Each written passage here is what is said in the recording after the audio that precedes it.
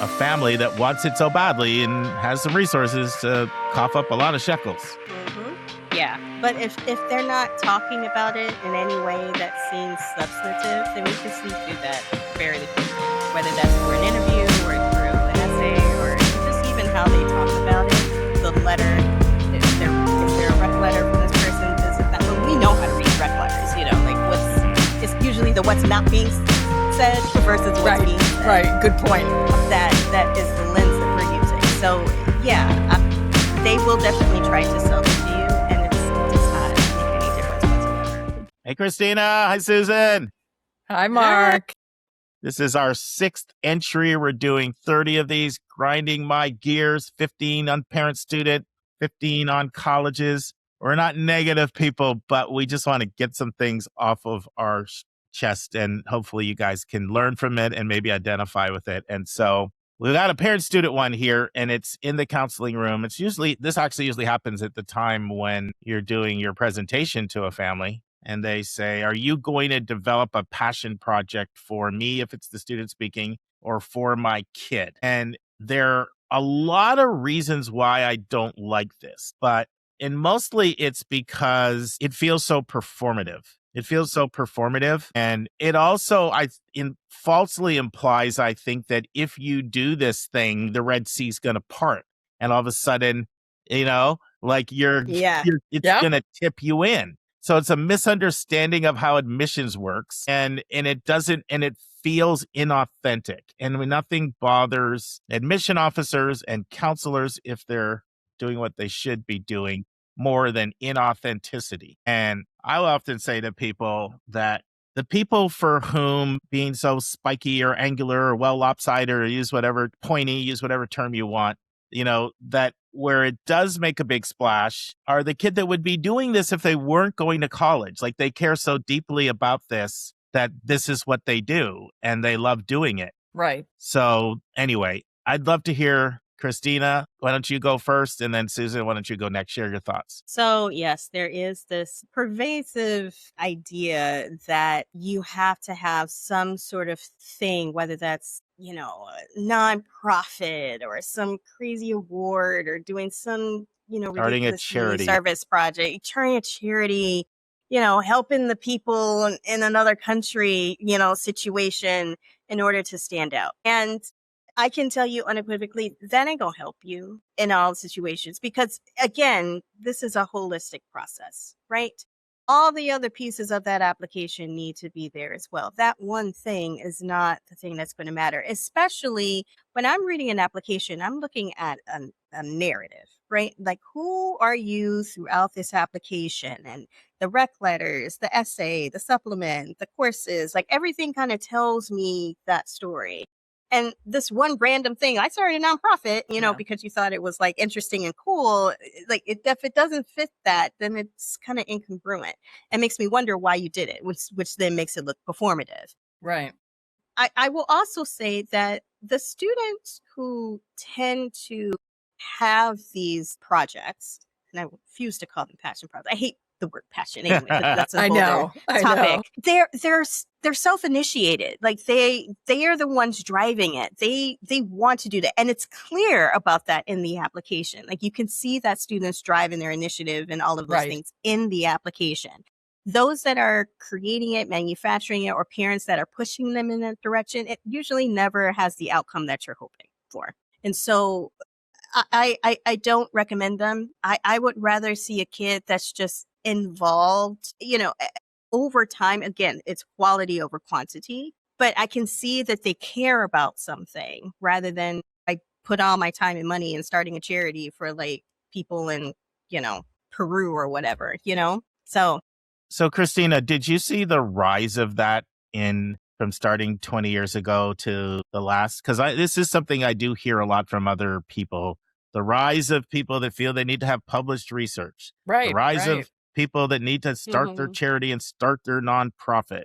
Like, it's not, you don't even stand out as being unique because so many people are doing it. Right. Correct. Yes. And especially, I even want to say even like post-pandemic, you know, Mhm. when once we started to get all of those big application spikes, it's like this is the thing that now it's going to get you admitted, especially to an Ivy. And no, it's not. I can definitely say that there are a lot more nonprofits out there in the world started by teenagers than there were 10 years ago. And what happens to these nonprofits after they get into college? Or they just drop them? Like what happens? So yeah, Did you definitely. find There's been yourself more. looking at that? Like the people at Penn have said that. Like we're looking through the prism of where's your board of directors? Is this thing gonna continue on after you leave, or is it just gonna fizzle? And if we don't see evidence of that, it just smells of some consultant or some parent doing all the work. Right. Precisely. Yes. There So, I mean, we never are looked. organizations out there telling people this. Like there are Yeah. people saying we'll help you start your passion project. We'll get you published and blah blah. Like that's Right. part of the spiel that some independent groups are using to charge some really big bucks to get a family that wants it so badly and has some resources to cough up a lot of shekels. Yeah, but if they're not talking about it in any way that seems substantive, then we can see through that fairly quickly, whether that's through an interview or through an essay or just even how they talk about it. The letter, is there a rec letter from this person? Is it that when we know how to read rec letters, you know, like it's usually the what's not being said versus what's being said. Right. Good point.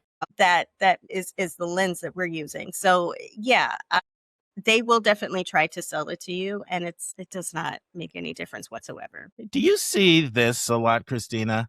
The overuse of the term founder for everything? Founder. Founder and president.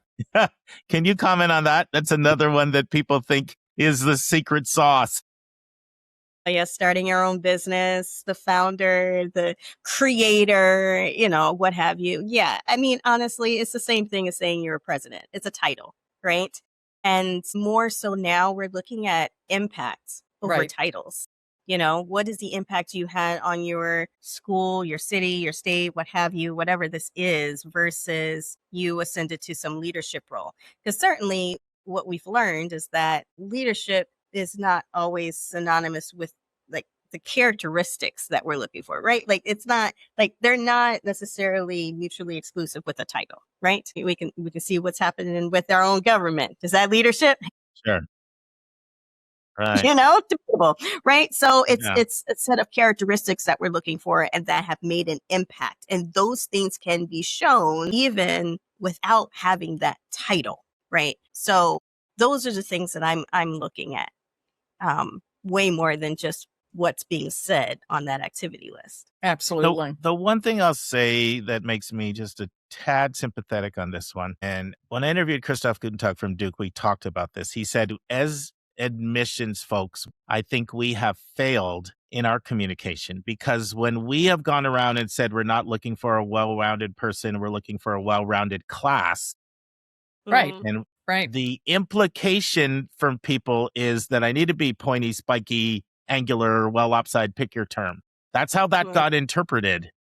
And so in some ways, we created a false permission structure for a whole industry to flourish. What do you think about that, Christina, as someone who recently was on the admission side for a couple of decades? Do you think that's a harsh criticism, or do you think, no, we probably do deserve a little umbrage for not communicating as clearly on this as we could? What are your thoughts? I mean, honestly, it's a damn if we do, damn if we don't kind of situation, you know, because we're always going to be interpreted, oh, well, it means this, right? I think there's always some sort of angle that, you know, people are trying to gain or some insight, it's some loophole that they figure, oh, it's this, so I'm going to jump through that. I don't know if we should take full responsibility for that, you know, especially things that we didn't say. But I do think that I think as schools have gotten even more competitive, there's even more push to try to figure out what is that secret sauce? Like, what is that secret ingredient that makes that difference? And how can we commoditize it and sell it and make sure that it happens? Yeah. And you can't, right? Like, it's a human process. And we're looking for humans who bring in different aspects. And so it's, and quite honestly, again, institutional priorities that change every year. Like, what that little thing might be could be completely different for next. So yeah, you use the term. You're not going to win either way. But you use the term I was going to use. People, not all people, but a sizable number of people are convinced there is a secret sauce out there, and I just need to find it. And sometimes when they hire us, they think we have it. You seem to be fairly knowledgeable. I think you might have the secret sauce. You know, I can remember this mom who, you know, I did a meeting with, and her kid had 2 C's in junior year in core classes, you know, and she was convinced he could get into Northwestern. 2 C's in 11th in core classes. And she's like, I know it can happen. And I want to, you know, know, can you help me? Well, I was not optimistic at all that there's anything that I can do to take your kid who has 2 C's in core classes in 11th grade and get them into Northwestern. And I never heard from her again. You know, like sometimes there's just that perception. Somebody's got I'm going old school here, you know, KFC, secret ingredient to Colonel Sanders, you know, fried chicken recipe. And because they just want it so badly that instead of thinking, well, maybe I need to consider other schools, they just want to stay in that track of, well, maybe I can find the person that has that secret ingredient and they can unlock it for me. And I think that's part of the thinking. And speaking to your situation, there was someone who just wrote an essay about this, you know, the magical thinking around admissions, right? Where it's like, absolutely, like, you know, a transcript like that typically is not admitted, right? But then there's that 1 year, that 0.1% where that kid does get into a school for probably a variety of different reasons that aren't apparent to the public, right? But then that becomes the story. It's possible. Right. So now we're playing the admissions lottery. Yes. You know, like anything can happen. Right. And I think there's some of that is our responsibility as institutions. But again, there's probably some institutional priority that student met that absolutely, you know, that you're never going to know. You know, there are outliers every year who exactly get into selective schools, and usually they but have then the outliers become truth. Right. Well, you know, yeah, it's just what they try to mean. Yeah. You know, the thing about passion projects is, as parents, and as we raise children, we should always be looking for what is at the heart of our child, what motivates a child to feel deeply and want to give generously of themselves. You know, community service has been around as long as colleges have been around. I mean, community service, we've retitled it here in some bizarre way. But service is still something that we should be cultivating in our children in a deeply meaningful way, that they should be growing up knowing that part of being a human being on this planet is to, you know, not just raise money for other people, but get into the lives and the plights of other people and make life better for everybody. Themselves, for their neighbors, for people that they're not even normally going to cross paths with. And that's what shows up in a college application, is where there is an organic commitment and level of care and concern that bubbles up throughout a student's application that has led them to be creative, to be sincere and impactful in what they do. And I believe that still elevates a college application, that kind of narrative is very broad and very, very deep. And it shows in lots of different ways. Teachers might talk about how the student impacts the experience of other students at the school. An outside recommendation might talk about the student's commitment and depth of care for, you know, whether it's the older folks at the retirement community or the Head Start kids here or there, you know, that there's a level of character that colleges, I think, do recognize that have very little to do with the amount of money the kid raised or the title that they held. So I think that is still very, very much there. And as we in schools and working with families we can communicate that. But if Mark, your parent, comes to you with a rising senior and says, you're going to help them figure out the passion project, we have to reframe that and say, well, let's talk about what your child has been committed to since like middle school. And is there something already there that has been kind of an arc of character that has defined who that young person is? Get it reframed. That's a drop the mic moment. Thank you, Susan. Thank you, Christina. Friends, if you liked this video, we hope that you'll like, subscribe, share, and click the bell notification. You'll get new videos as soon as they drop. Thank you, ladies, and we'll see you in the future. Bye-bye. Bye.